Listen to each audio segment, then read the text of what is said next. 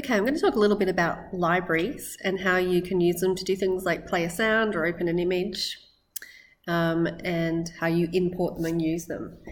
So first of all, there's a bunch of what we call functions. So for example, when you go to print something, you can see here it's telling me that this print thing I'm using is a function because it's got an F, and it's one of the built-in functions. So you don't have to do anything extra to be able to use that. It's just part of the standard code, and it's installed with that interpreter. If you remember back to that first day, we had to install the interpreter first, which is how we get all that access to all of this built-in code. And then we're just using PyCharm as the IDE to be able to access and run that code. So this is an example of a standard function, the print. But I'd like to play a sound, and playing a sound is not one of the standard functions. One of the great things about Python is that people all over the world write amazing libraries that have all sorts of extra functions to do pretty much anything you can think of. So if I want to go play a sound, this is what I'm going to do. I'm going to come over here to my Google, and I'm just going to say play a sound in Python. And if I scroll down, there's a few pages here. I'm going to have a look at this Real Python. And this is going to give me, I've looked at this one before, it's giving me a list of some standard libraries that are available out there that I could use with a bit of a spiel about them. Okay, so Play Sound is a library. That's the most straightforward one. If you just want to play WAV or MP3 files, that sounds good. If I scroll down a bit, look, here it goes. It tells me how to actually use that. So the first thing I need to do in order to use this Play Sound library is install it into my interpreter. And you need to do that through PyCharm. So I'm going to come back over here to PyCharm. And I go up to File and Settings. And in here, in my project interpreter, I can see all of the different libraries that I have installed along with my standard libraries. Now I want to go ahead and add this play sound. So I'm going to say I want to install a new library. And here's a list of a whole stack of them. I'll just see if it's in here. And there we go, great, it's already in the list. So I just have to install it. So I'll click Install Package.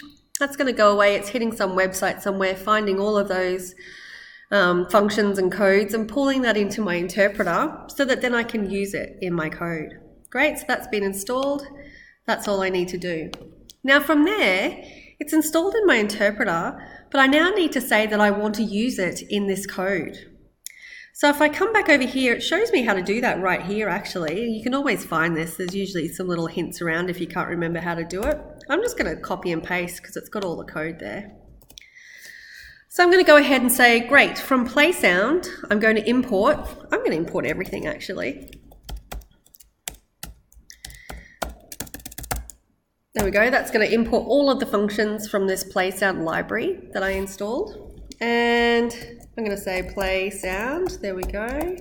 And I'll just go ahead and choose what it is that I want to play. Now for this particular one, I need to have a file to play. So if I go over here to my music, I've got a few little WAV files that I've installed. So let's grab the whale.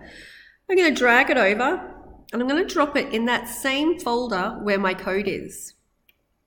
So that's great. I'll just move that. And now when I expand that, I can see I've got not only my code file, but also that sound. So I can just put in here now that I want to play the whale.wave. Let's have a go, see if that works. Awesome, so as simple as that really to get that going. As long as that's in there, you don't have to put any of your, C drive, well, the whole path to where the file is. If you don't have it in this folder, then you need to go find where that is. So this is a great example of a simple library that you can import. There's all sorts of other ones like time, import time, which is already installed on mine. And that then allows me to say time, sleep for 1 second, and then maybe I'm going to play the whale again. Okay, so that's another example of another library that you might import and make use of. Okay.